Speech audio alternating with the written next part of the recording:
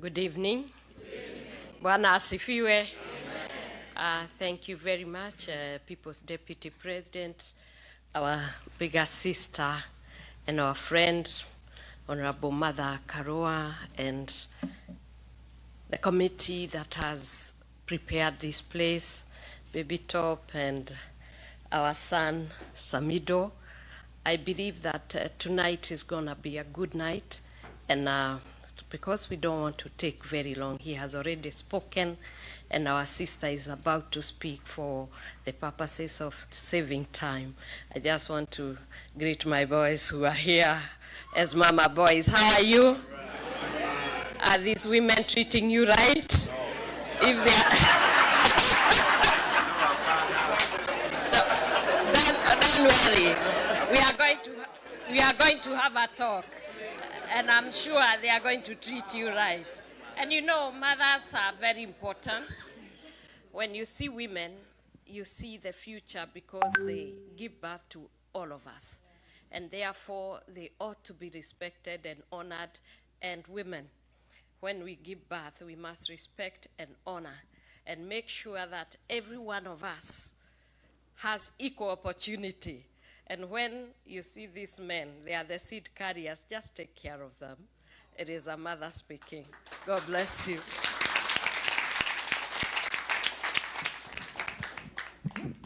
Muko tayari tumkaribishe kiongozi wetu? Yes. Mnajua ngemi? Yes. Ni ngapi ya ngapi? Aya, mutikiru game. Roa bere. 2, 3, ya mwisho. Please give a heavy hand the Honorable Mama Wangari Karua.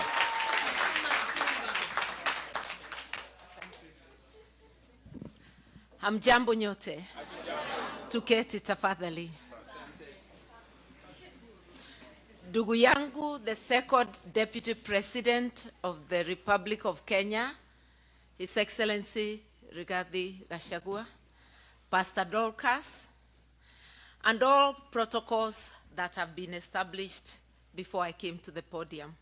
Na wananchi watukufu, hamjambo tena. Ni furaha yangu kuwa nanyi siku ya leo, na nimekaribishwa vizuri kama vile mlikaribisha ndugu yangu. It's a rare opportunity that the two of us are here sharing a podium. We want to thank you very much, the organizers, for inviting us to this occasion and for enabling us to engage with you. Na nitaanza na kastori kidogo.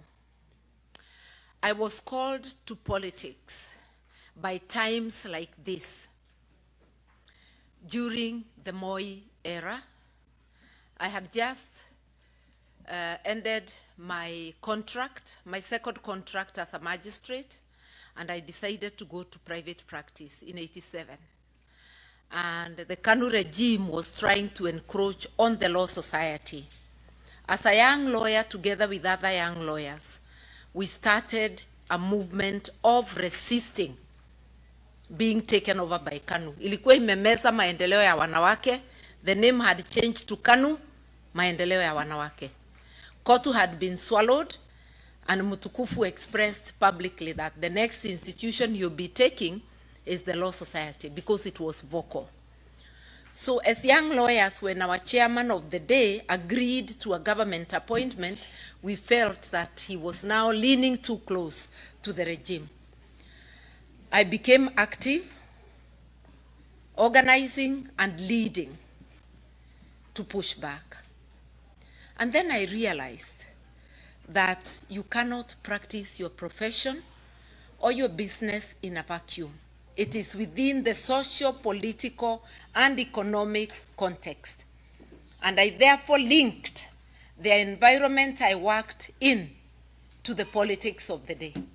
And that's how, from activism within the Law Society, I went on to the wider questions of governance in the country. The rest is history. Here I am, still practicing. I'm still practicing the two professions, politics and law. And they intersect very well. Because as a lawyer, you are taught to represent.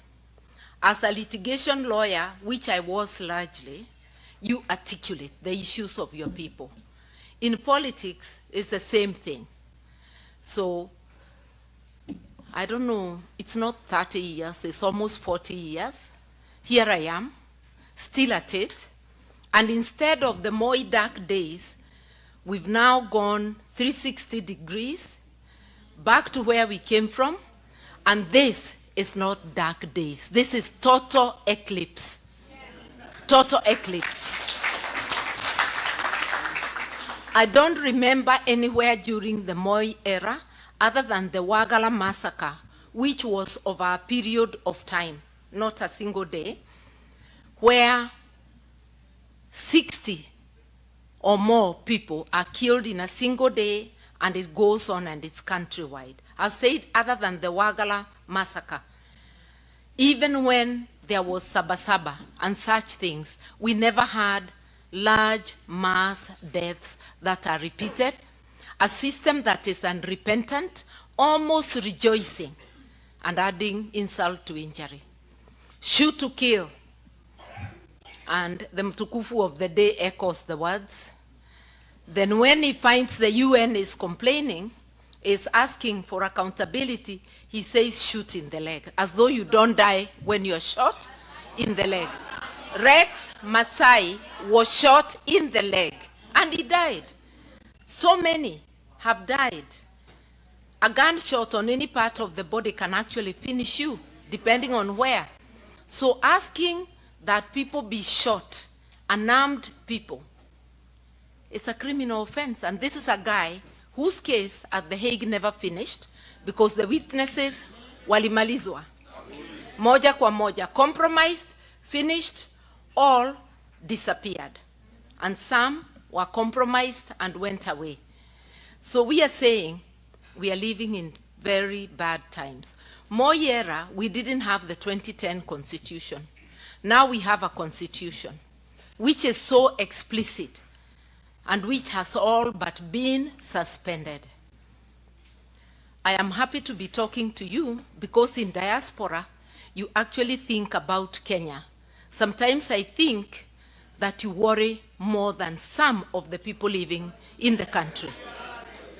The questions you ask, the support you send, and like my brother has said, you are the ones subsidizing the effects of bad governance. When there was NHIF, you sent less money for treatment. With the Shah-Chief mischief, you are now the ones shouldering the burden of health.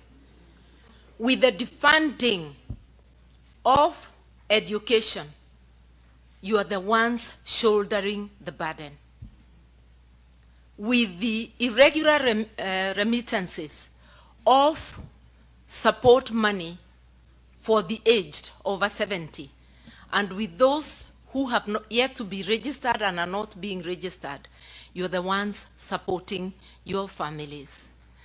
So you're doing a lot, and you still worry about governance. All those telephone calls, what's going on, what's happening in this and that place.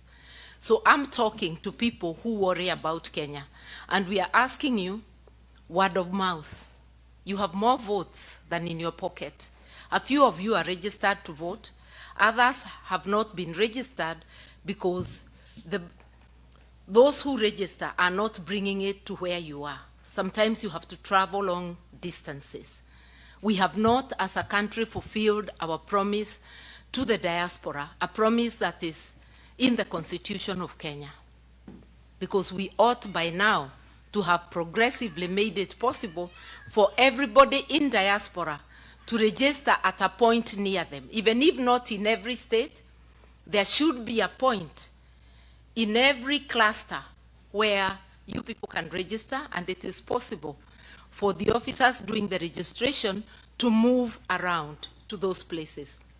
It is possible to appoint returning officers on the election day, credible returning officers to man the various stations. I don't see that being fulfilled now, but it's a promise we make that we will fulfill. So what's wrong with Kenya? We have a constitution, hardworking people. Kenya doesn't have a problem of revenue.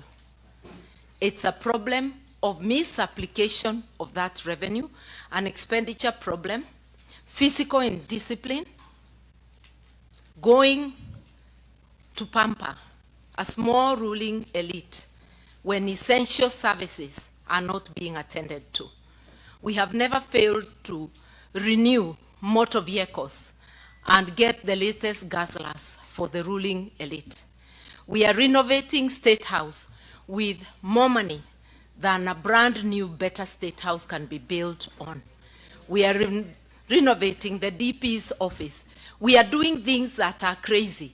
We are spending 4.5 billion to make Bomas of Kenya a hotel, as though it is a priority at a time we are saying we cannot afford 1 billion shillings for examinations for our children. Our priorities are upside down. In one word, what is wrong with Kenya is governance. If you want to correct the economy, correct governance. And what is governance is how we do things. It's about a foundation of the rule of law, following the rules that we make. Even here we have unspoken rules. Only one person can speak at a time. If we are all speaking, we can't hear one. Yeye ndiye alitushika mkono kule bungeni, tumetembea na yeye, na ndio kwa maana tumekuja hapa siku ya leo ili tuchangie akina mama waweze kutoka chini waende wapi? Watoke chini waende wapi? Huyu Maisori si ni mzuri? Lakini leo mimi nataka kushtaki huyu Maisori. Kule Nairobi anasumbua naibu wa rais sana. Kule Nairobi anasumbua rais sana. Kule Nairobi anasumbua Kimani Ichung'wah, anasumbua Silvano Sosoro. Mbona hata niwaambie mbona anasumbua watu? Anasumbua maneno ya barabara, ile yenu imewasumbua hapa sana. Anasumbua kuhusu maji, anasumbua kuhusu soko, anasumbua kuhusu hostels. Hiyo vitu yote tumeambia yeye arudi nyumbani, aache kusumbua watu Nairobi. Si arudi Nairobi, arudi hapa nyumbani. Wacha arudi nyumbani. Ochandi Raba ndo Nairobi, aendelee kufanya kazi kabisa. Aendelee kufanya kabisa. Wacha niwaambie watu wetu, hii kazi ambayo mnaona mbunge wenu wanafanya, ya hizo soko 3 zinaendelea hapa, hiyo ndio kazi rais anafanya Kenya mzima. Iko soko zingine 400 zinaendelea. Hii kazi ya affordable housing zinaendelea hapa 2. Hiyo ndio kazi rais anafanya Kenya mzima. Hiyo kazi ndio sababu mnaona rais wetu na Profesa Kithure Kindiki yuko hapa wanapigwa vita. Wanapigwa vita kwa sababu wamesema lazima kukue na usawa katika kila kitu. Kama ni soko zinajengwa hapa, lazima zijengwe kwingine kote. Kama ni affordable housing inajengwa hapa, lazima ijengwe kwingine kote. Kama ni maji inawekwa hapa, lazima iwekwe kwingine kote. Kama ni mashule zinajengwa hapa, lazima zijengwe kwingine kote. Na mimi nawaambia watu wetu wa Kuria, sisi wacha tushikane na Mheshimiwa William Ruto, kwa sababu wale tunashindana na wao hawana plan, hawana mpango, hawana form, kazi yao ni matusi. Yule jamaa mwingine wa matusi alikuja hapa. Alikuja hapa. Aliwahi kuwachangia? Aliwahi leta project hata moja? Si tunamwambia ashindwe. Ashindwe. Ashindwe. Sisi tutashirikiana na Mheshimiwa Maisori, na Mheshimiwa Profesa Kithure Kindiki, na rais wetu William Ruto, na waziri Opiyo Wandayi, na Raila Amolo Odinga. Wangapi wanasema tutashirikiana na wao hivi hapa? Nionyeshe kwa mkono hapa. Nataka mfanye namna hii, nataka mfanye namna hii. Harambee! Harambee! Harambee! Mwenyezi Mungu awabariki na nchi na awarete ile 150,000. Huyu mungwana anatosha atoshi? Mnataka kusikia sauti kutoka Mandera? Hebu mpigie Mwahaya makofi haraka aseme neno moja. Wamama hoye! Wapi nduru ya Kuria hapa? Neno moja. Haya, asanteni sana. Wamama wa Kuria East, hamjambo? Assalamu alaikum. Haya, asanteni sana. Mimi vile nimeambiwa naitwa Mheshimiwa Mohamed kutoka kule Mandera, constituency inaitwa Lafey. Sisi pia leo tumekuja hapa kuandamana na mheshimiwa wenu ili tusaidiane wamama wa Kuria East. Munasemaje? Tusaidiane sio? Asanteni sana. Vile mimi maneno yangu itakuwa fupi. Vile mumeambiwa wale wanapigana na hii serikali ya William Samoei Ruto ni adui ya maendeleo. Ni adui ya maendeleo. Kwa nini wanapiga William Samoei Ruto? Kwa sababu ya ile kazi anafanya. William Samoei Ruto amesema minorities kama Wakuria wapate kazi kama Wakenya wengine. Hiyo tu ndio anapigwa kwa sababu ya hiyo. Sasa wale vijana wanaandamana.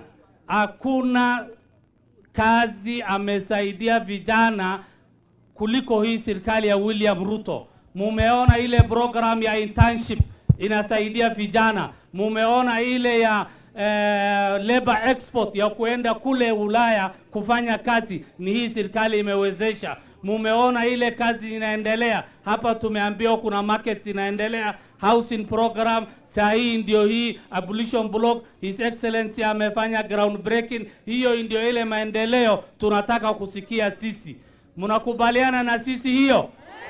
Sasa wacha tuchikane. Unajua wale wanapiga kalele kule Nairobi wako na maji, wako na barabara, wako na kila kitu. Sio kama sisi. Wakati serikali imekuja kusaidia sisi minorities, ndio wanapiga kelele, ndio sisi tusipate maendeleo. Na hiyo ndio sisi tunasema tunashikana na William Samoei Ruto wakisaidiana na Deputy President wetu Profesa Kindiki. Mnakubaliana na sisi sio? Haya. Asanteni sana. Harambe. Asanteni sana. Na mimi nataka nichukue shukrani kwa mheshimiwa wenu, ile maendeleo anafanya. Sio rahisi leo kupata Safaruk hapa, kupata waziri Obio hapa na hawa wabunge wote. Hiyo ni upendo yake, anasaidiana na sisi kule, ndio ametuleta hapa. Tunasema asanteni sana. Mimi naye nitalipa 150. Unajua huyu mheshimiwa yenu, huyu mheshimiwa munaona, yeye ndio chairman yetu ya minorities. Kwa sababu ya hayo tunasaidiana na yeye, tunalipa 150,000. Asanteni sana. Asante sana. Wacha niwaitie wamama wawili kutoka Nyamira na Kisii ndio tumalize. Huyu anaitwa Mama Donya na Mama Jerusha. Omongina. Hebu sema omongina. Hebu mkaribisha hawa mama kwa kelekele na nyimbo.